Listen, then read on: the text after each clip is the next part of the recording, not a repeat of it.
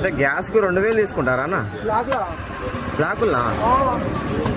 ఏ company వాళ్ళు? ఏ company అయినా book చేసి 20 రోజులు 25 రోజులు 30 రోజులకు. గ్యాస్ కొరత లేదంటారు మళ్ళీ ఎందుకు ఇట్లా?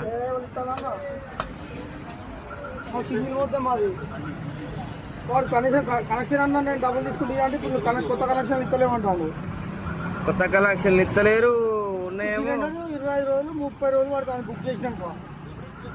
ఓయమ్మా, అంటే ఇప్పుడు వరకు మీకు అది రాలే ఆడదాకా. నాకు తెలియదు, నేను ఊర్లో నాకు ఈ పరిస్థితి తెలియదు నాకు.